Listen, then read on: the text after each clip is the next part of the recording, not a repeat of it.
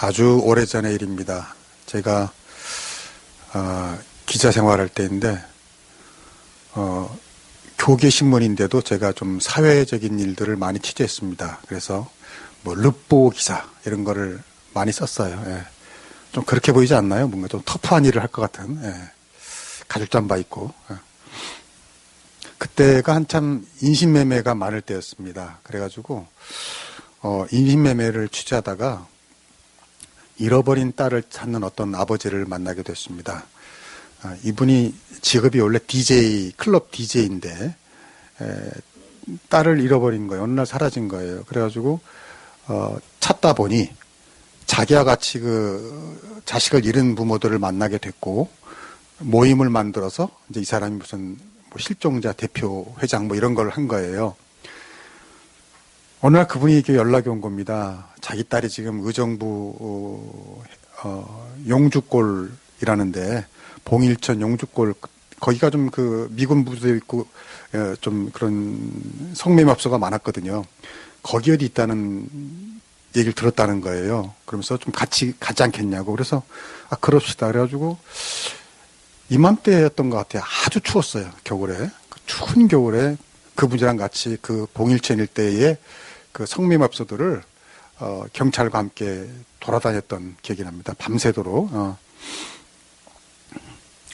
결국 못 찾았어요. 그분의 딸은. 근데 그 대신에 그분 딸은 아니지만 가출해서 그런 곳에서 일하던 많은 미성년자들을 이제 데리고 온 겁니다. 그래가지고 지금도 기억이 나요. 그 새벽에 그 경찰서에 막 그 애들 막 있고 막 왕성왕성하고 뭐 싸우고 막 그걸 제가 비몽사몽간에 피곤하고 지치고 춥고 배고프고 하면서 이제 보고 있었는데 갑자기 소란한 상황이 벌어진 거예요. 그 소식을 듣고 거기 있는 아이의 한 엄마 아빠가 찾아온 겁니다.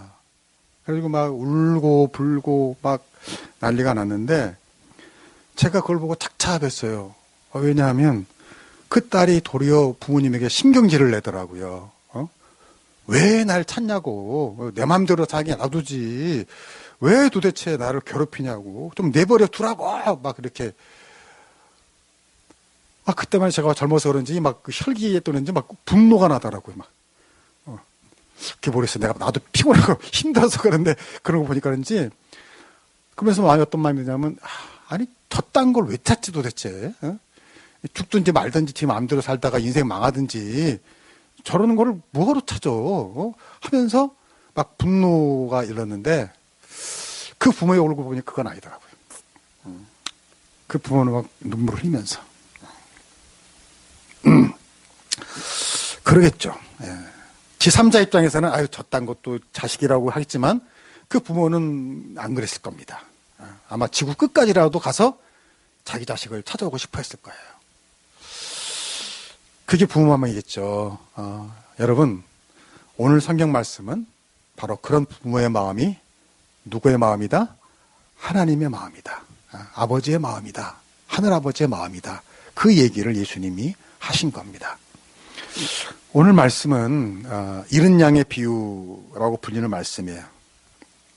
어떤 목자에게 양이 100마리가 있었는데 그 중에 하나가 사라진 겁니다. 길을 잃은 겁니다. 아마 풀을 더 먹으려고 했는지 뭐 좀 다른 데 가서 놀려고 했는지 모르겠어요. 그래서 아마 비탈진 곳까지 갔겠죠. 그래서 아마 위험해서 나오고 싶지만 못 나오는지 아니면 싫어서 못 나오는지 어쨌든 길을 잃은 양이 돼버린 겁니다. 그때 목자는 99마리를 들여두고 그 잃은 것을 찾아가지 않겠느냐.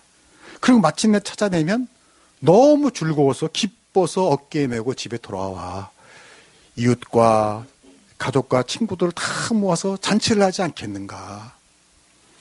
그 말씀을 하신 겁니다. 여러분, 이 비유에서 길 잃은 양이 누굴까요? 1, 2절에 보면 이 비유를 말씀하신 청중이 듣는 사람들이 있었어요.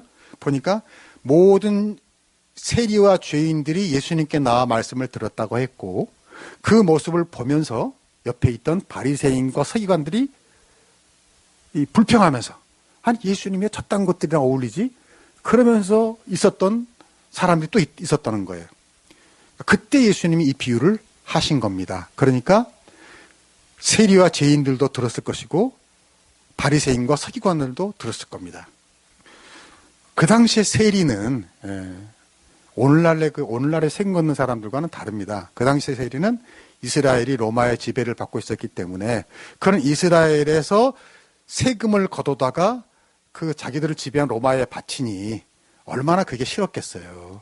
게다가 그 와중에서 세리들은 돈을 더 많이 걷어가지고 일부분을 착복해서 자기 부를 챙기는 경우가 적지 않았거든요. 너무너무 세리는 사람 이하로 취급을 당한 겁니다. 그리고 여기 죄인이라는 것은 꼭 무슨 이 전과자를 말하는 게 아니에요. 부도덕한 사람들도 있지만 직업상 율법을 잘 지킬 수 없는 사람들도 포함이 되어 있습니다. 예를 들면 무슨 가죽공예 같은 가죽 만드는 사람들. 그 율법에는 그 죽은 짐승이나 뭐 이런 거 만들지 말라고 그랬거든요. 근데 그런 직업을 가지면 자연스럽게 율법을 지킬 수가 없게 되는 거죠. 그런 사람들을 다 죄인이라고 불렀어요. 그 유대 사회에서는. 그러니까 가난한 사람들, 직업이 좋지 않은 사람들, 심지어 병자들도. 그 당시 유대교 사람들은 병도 죄가 있어서 걸렸다 그렇게 봤거든요. 그러니까 그런 소외되고 가난하고 어려운 사람들도 다 죄인이라고 부른 겁니다. 그렇다면 여기서 누가 길 잃은 양이냐? 당연히 세리와 죄인을 길 잃은 양으로 봤을 겁니다. 바리새인과 서기관 입장에서는요. 그리고 이 비유를 읽는 오늘 우리도 그렇게 느낄 수 있어요. 세리와 죄인을 길 잃은 양이라 하는 것이구나. 근데 과연 그럴까? 어쩌면 그 세리와 죄인의 입장에서는 자기들을 무시하고 멸시하는 바리새인과 서기관들을 길 잃은 양으로 볼 수도 있는 거예요. 여러분, 우리는 때로는 바리새인과 서기관이라고 생각되지만 때로는 세리와 죄인일 때도 있다 그 말이에요. 우리가 갑을관계라는 걸 말하잖아요. 그러니까 어디나 갑이 있고 을이 있습니다. 갑이 더 높아서 을에게 막 대하는 거 뭐라고 그러죠? 갑질한다고 그러잖아요. 갑질한다고. 근데 사실 우리는요, 갑이기도 하면서 을이에요. 예를 들어서 이 회사 사장이면은 회사에서는 갑 아닙니까? 근데 집에서는 누가 갑이에요? 당연히 그거야. 아내 되시는 분이 갑이죠, 당연히. 우리 이동욱 집사님, 그렇죠? 네. 그러니까 회사에서는 내가 갑이지만 집에서는 을이 되니까 갑이신 아내께서 막 뭐라고 하면은 잔소리 들으면 에이씨, 열받아. 하고 회사 가서는 어떻게 합니까? 회사에서는 자기가 갑이니까 을인 자기 말단 직원에게 막 화를 까닭 없이 쏟아내는 거죠. 그럼 그 말단 직원은 을이니까 막 당하다가 열받으니까 어떻게 해요? 못 참어. 이렇게 열받으니 이 추운 날씨에도 카페에 가서 아라도 먹고 정신 차려야겠다. 카페에 가서 아를 시키는데 이 종업원이 그날따라 처음 와가지고 버벅댄단 말이야. 그럼 또 어떻게 해? 그따위로 못하냐고 막 그 반말로 하면은 여기서 누가 갑이고 누가 을이에요? 이 말단 직원이 갑이고 종업원이 을인 거예요. 그래요, 안 그래요? 그래요. 그래서 우리는 갑이기도 하고 을이기도 하다는 겁니다. 무슨 말이에요? 우리는 99마리 양이면서 때로는 한 마리 기르는 양이라는 거죠. 우리는 바리새인이며 서기관 같지만 때로는 세리이며 죄인일 수도 있다 그 말이에요. 무슨 말이에요? 내가 저런 인간보다 낫지. 이런 생각하는 사람이 기르는 양일 수 있습니다. 나와 가치관이 안 맞고 나와 정치 성향이 다르고 지역이 다르고 경제 형편이 다르고 그래서 내가 싫어하는 사람, 무시하는 사람, 내가 미워하는 사람, 증오하는 사람이 그 사람의 기르는 양이 아니라 내가 그렇게 보는 내가 기르는 양일 수도 있다는 것을 여러분 기억하셔야 돼요. 이 비유를 대할 때 적지 않은 사람들이 시비를 겁니다. 아니, 한 마리 기르는 양을 찾는다고? 99마리를 양을 두고 한다고? 이러면 역차별 아니야. 그렇잖아요. 아니, 말 잘 듣고 착한 99마리 양을 그 말썽꾸러기 때문에 버려두고 목자가 한 마리를 간다면 이건 좀 불합리한데? 라고 생각을 해요. 저도 그런 생각이 들었어요. 그래가지고 어떤 목사님들은 예수님을 열심히 방어해 줍니다. 쉴드를 칩니다. 아니야, 여기 목자가 99마리 양을 안전한 우리에 넣었겠지 라고 하는데, 안타깝게도 성경에 보니까 99마리를 우리에 두고 하지 않았고 들에 두고 그랬습니다. 이 들은 광야예요. 광야. 위험한 곳이에요. 그렇다면 이거 하나님이 역차별 아니냐, 99마리를 버리신 거 아니냐, 착한 자들을. 그게 아닙니다. 여기 예수님이 분명히 뭐라고 말했냐면 비유를 드렸다 그랬어요. 비유. 여러분, 비유란 게 뭐예요? 고지고대로 다 들으면 안 되는 거예요. 비유라는 것은 그 비유에서 강조하고 싶은 어떤 포인트가 있어요. 그 포인트를 찾아내야지, 그게 아닌 것을 거기서 찾아내면 이게 이제 뒤죽박죽이 되는 거예요. 이 비유의 목적은 뭐예요? 99마리를 두고 한 마리를 찾으시는 하나님의 사랑을 강조하기 위한 것이지, 그 99마리 버려두고, 그게 비유의 목적이 아니라는 거예요. 이걸 여러분이 먼저 인식하셔야 돼요. 무슨 말이냐면요, 세상은 경제적 이속으로 모든 걸 대해요. 상업주의적이죠. 그렇죠? 쓸모가 있느냐 없느냐, 돈이 되느냐 안 되느냐, 이익이냐 손해냐, 무엇이 내게도 유익하냐, 그걸 가지고 돈의 관점으로 모든 걸 판단합니다. 그러나 우리 하나님은 그렇지 않다는 걸 지금 보여주시는 거예요. 그래서 굳이 숫자로 표현한 겁니다. 왜? 우리가 뭐에 빠릅니까? 숫자에 빨라요. 99마리 한 마리 얼마나 딱 들어옵니까? 우리 예수님은 진짜 천재예요, 천재. 어린 왕자라는 책에 보면요, 이런 대목이 있어요.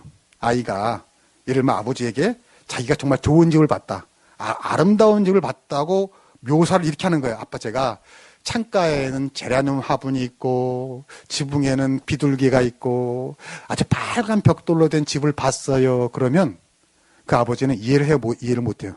이해를 못한다는 거예요. 아이가 지금 좋은 집, 아름다운 집을 봤다는 것을 이해를 못한다는 거예요. 그 아버지가 쉽게 이해를 하려면 어떻게 하냐면, 아빠 100억짜리 집을 봤고요, 100층짜리 집을 봤고요, 마당이 500평인 집을 봤어요. 그럼 아빠, 야, 너 좋은 집 봤구나. 금방 이해를 한다는 거죠. 이게 죄송한 말이지만 속물처럼 물들어가는 우리라는 거예요. 인간이라는 거예요.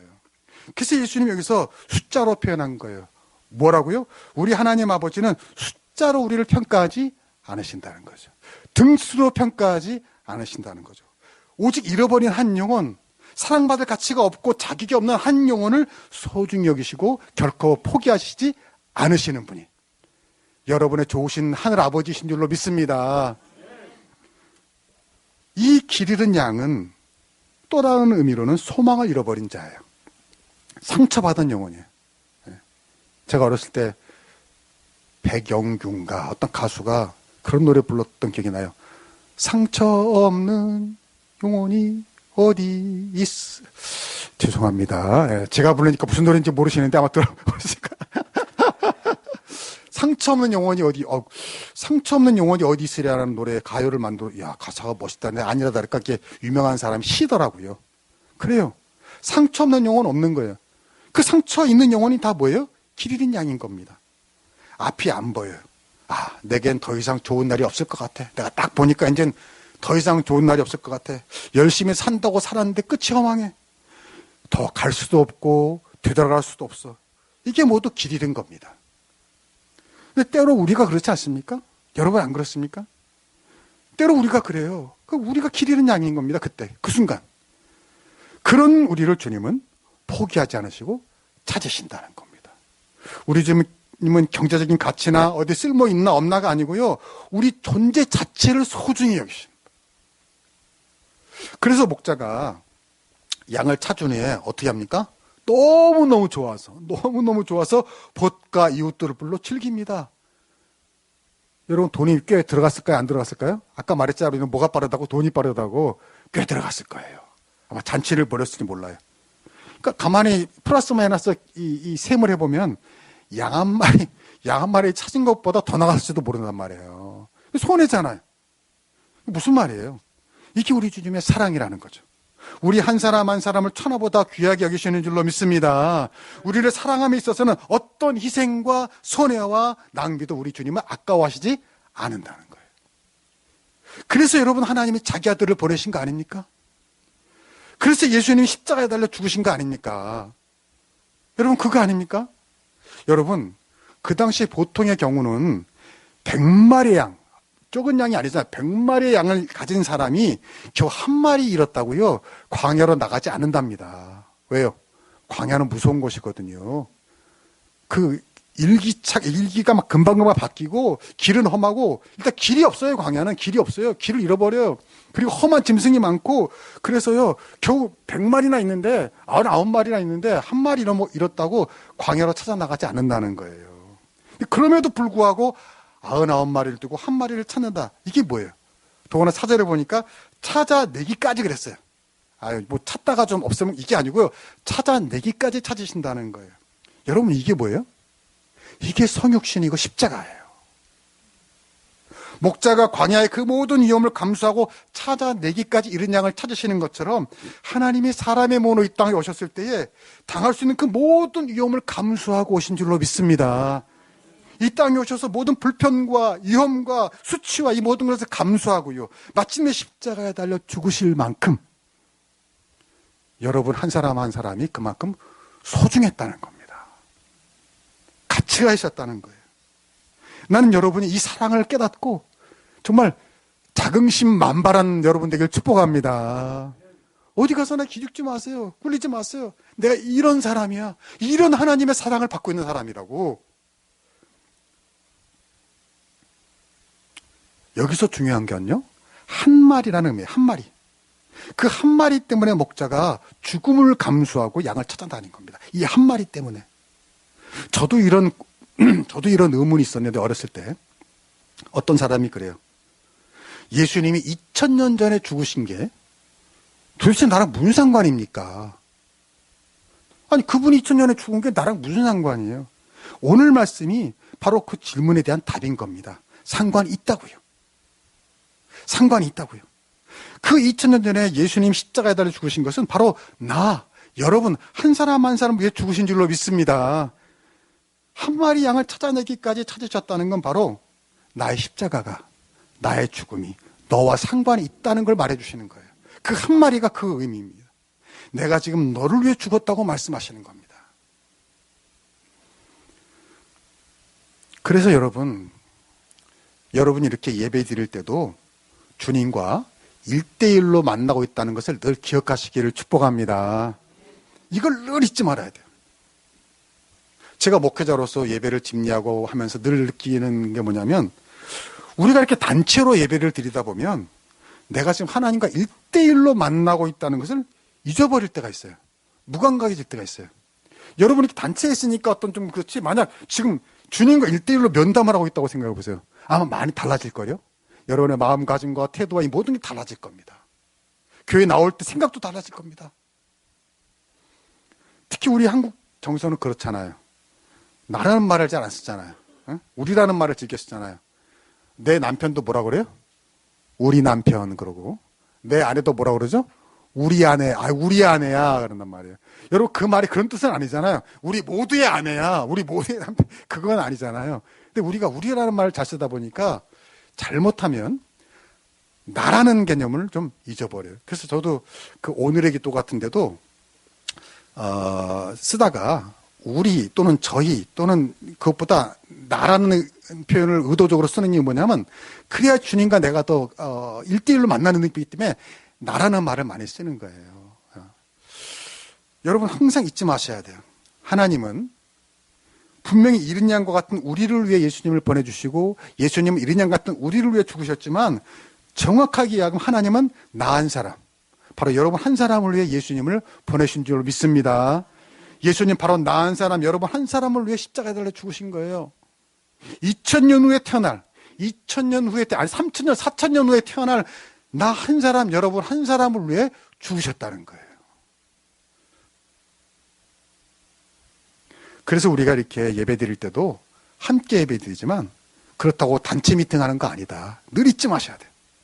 제가 여러분 예배 드릴 때마다 혹시 아세요? 예배 드릴 때마다 콜 투 워십 할 때마다 늘 마지막에 말씀하는 성경 구절 있죠. 뭐죠? 하나님은 영이시니. 딱 외우실 정도 됐을 것 같은데 한번 같이 시작. 하나님은 영이시니 영과 진리로 예배하는 자를 찾는다 그랬잖아요. 하나님은 영이시니. 그게 이음이에요. 하나님은 육체가 아니고 영이시기 때문에 지금 같이 예배를 드리지만 한 사람을 1대1로 만나는 줄로 믿습니다. 왜? 영이시기 때문에.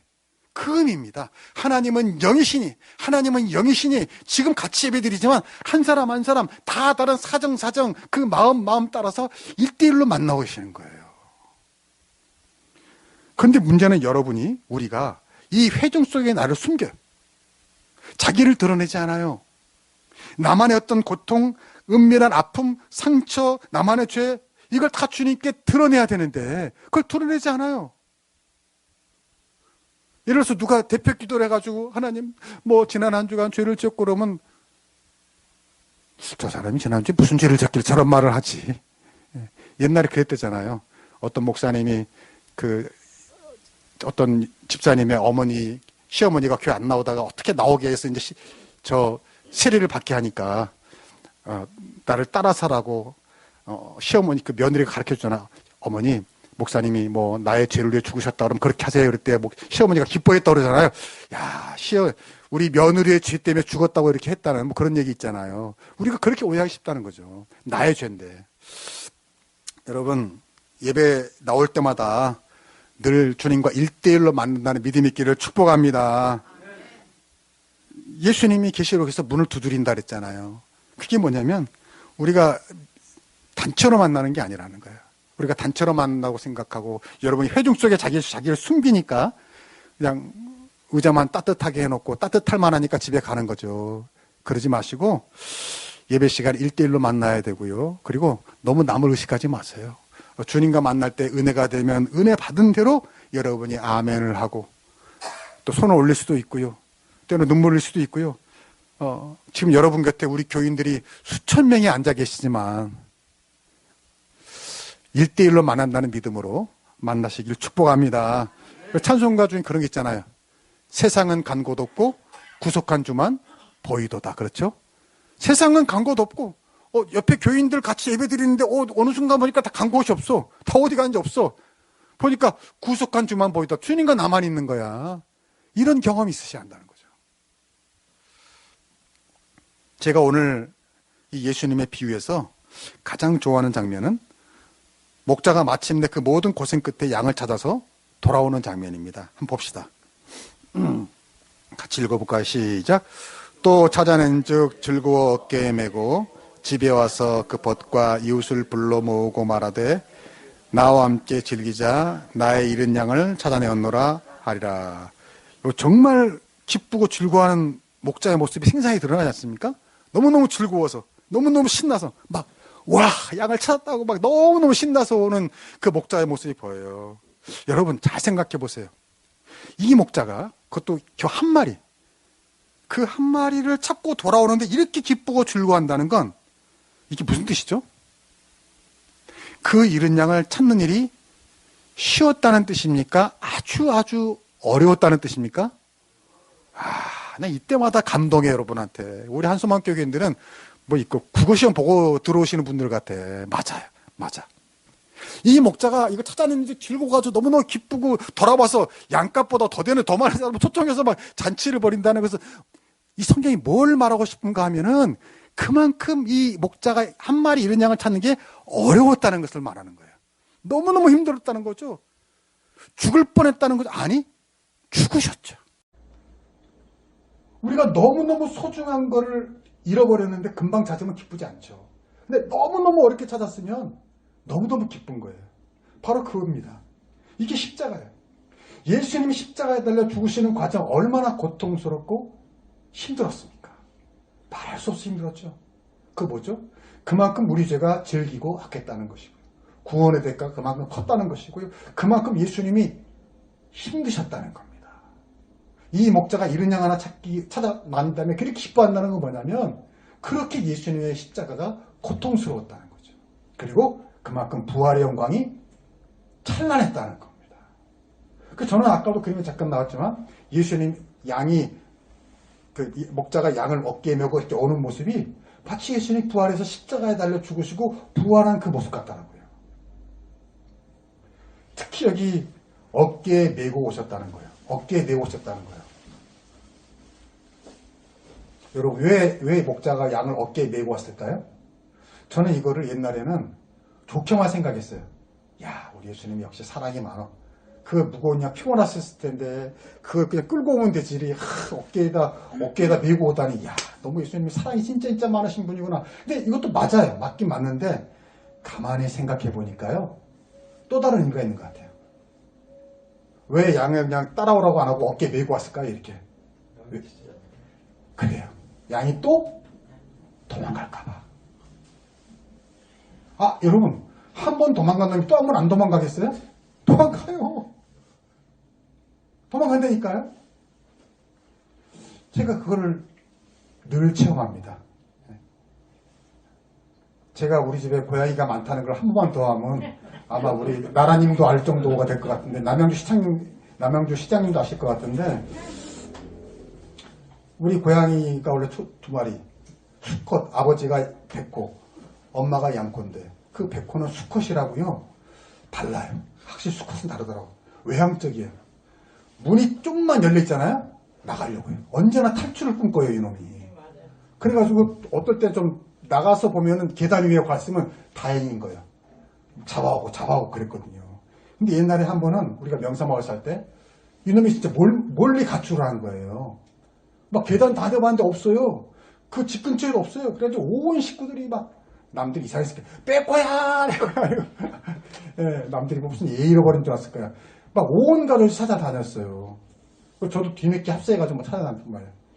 그래서 명사마을 뒷길로 이렇게 올라가는데 보니까 없어. 그래서 야 어디 갔냐? 뭐 말을 하면서도 내가 좀 속으로 자괴감이 왔어. 아, 내가 백호라고 말하면 저놈이 알아들어. 그냥 그래서 뭐 이렇게 했는데 포기하려다가 오늘 말씀 있잖아요. 목자가 양을 어떻게 하고 그랬어?